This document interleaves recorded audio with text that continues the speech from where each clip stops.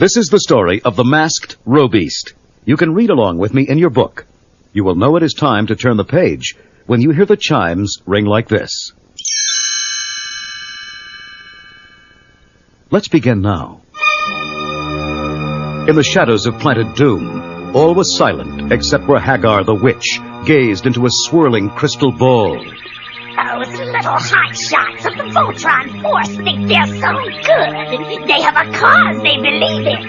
But with the help of Prince Lotor, I can destroy them. Far across space, a young man searched the horizon. He was Sven, formerly a member of the Voltron force. Sven now lived on the planet Pollux, where he was helping Princess Rommel and Prince Bandor build a dam. Suddenly, he spotted something. Signal flags! Maybe Rommel's in trouble! He jumped on his horse and galloped to the dam, where he shouted to his workers, Quick! Start the helicopter! I have got to get to the castle! Sven climbed in next to the pilot, and they shot into the air. Immediately, Sven was on the radio. Prince Bandor, tell Rommel I'm on my way! Bandor sent back a message. No, Sven, Rommel's fine, but there's been a crash in the valley. We'll meet you there. Sven flew over the wreckage. It's a slave ship from planet Doom. I wonder what it's doing here.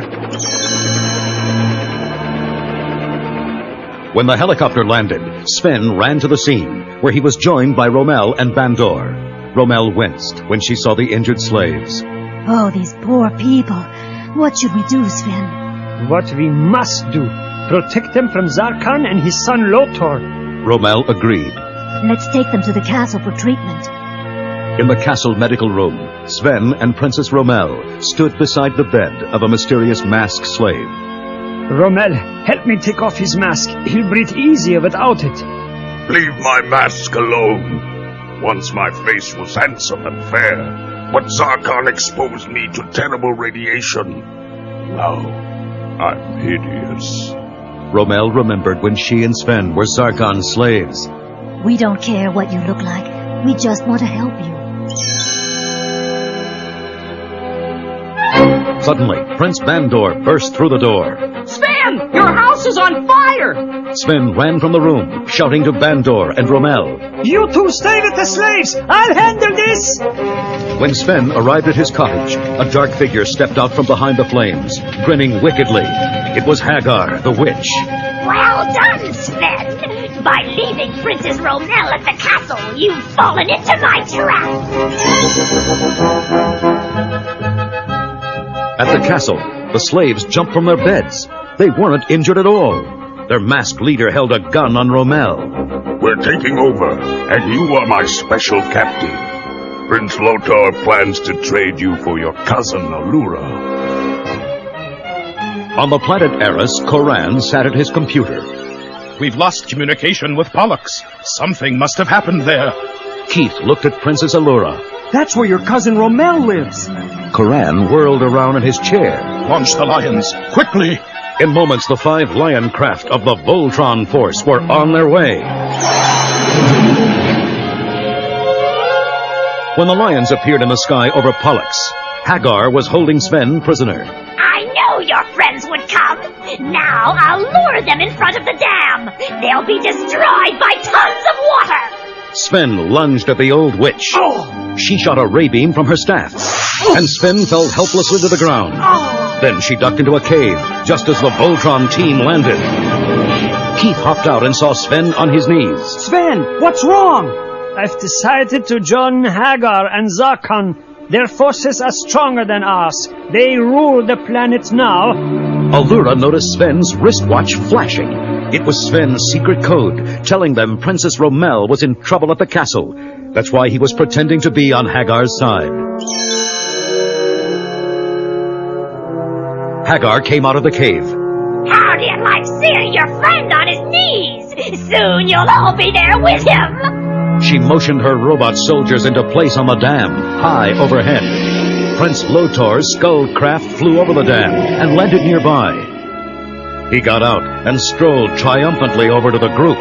So, Hagar, what do we have here? 5 hot-headed heroes and 2 princesses! My slaves are holding Rommel captive in the castle. At last, Allura will have no choice but to marry me. Keith saw the opportunity to move. Now, Sven, go! Sven threw dirt in Hagar's face and ran with Keith. Lotor roared. Get them! Blast them! The robot soldiers fired their lasers, narrowly missing the pair. In the confusion, Princess Allura and the others broke for their lion craft. In moments, all 5 lions were in the air. Lotor and Hagar raced for their ships. Quickly, Hagar! They're getting away! Inside the castle, the masked slave pointed a gun at Princess Rommel. Prince Lotor is on his way. He has big plans for you. Suddenly, the lights went out, and the 5 lion craft burst through the ceiling. The slaves dropped their guns and ran. Rommel turned to Bandor. Come on, let's follow the masked one. Lotor and Hagar arrived just in time to see the lions fly back out of the castle, their weapons blazing. Keith radioed the evil-looking skull craft. We've got you now, Lotor. Your slaves have escaped, and so have Rommel and Bandor. Angered by the news, Lotor contacted Hagar. So much for your so-called trap. It's a complete failure. Don't worry, Lotor. I'm not finished yet. Hagar's eyes glowed as she pointed her staff and sent a ray beam shooting toward the castle. When it struck the masked slave, Hagar cackled with glee. They thought you were a human, but now they'll see what you really are.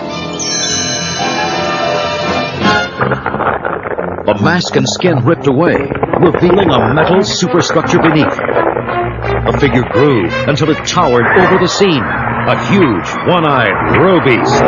Rommel and Bandor dove for cover, but the Robeast saw them. It scooped them up, then shot off into the air. Pidge spotted the Robeast from his lion craft. It's got them, Keith. What'll we do? Keith was on the radio fast. There's only one thing to do. Prepare to form Voltron. Activate interlock. Gynotherms connected. Infracells up. Mega thrusters are go. The lions flew into position. Form feet and legs. Form arms and body. And I'll form the head. Striding across the sky came the familiar shape of Voltron, defender of the universe. A laser blast shot from the Robeast's eye, stopping Voltron in his tracks. In the Black Lion, Sven moved into the cockpit next to Keith. We can't fight back! We'll hurt Rommel and Bandor! Once again, the Robeast fired a sizzling arc of energy, and once again it hit Voltron. Pidge yelled. We have to do something! Sven had an idea.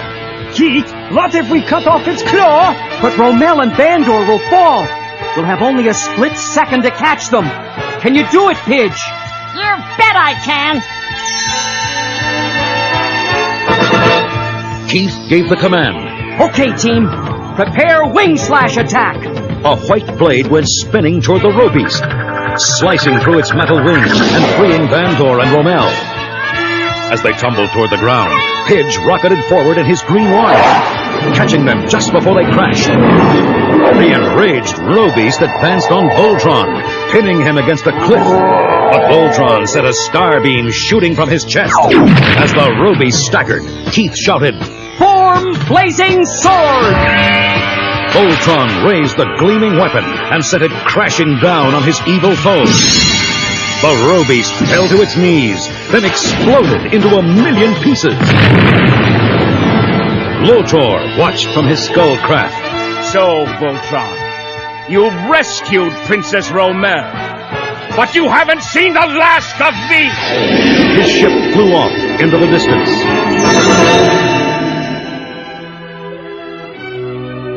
Princess Allura hugged her cousin. Rommel, I'm so glad you and Bandor are safe. I am too.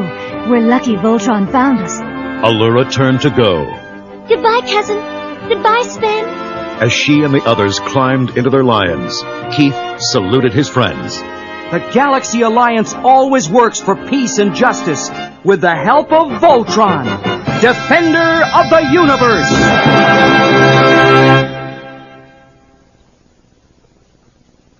That was the end of the story. If you would like to hear it again, turn the tape over.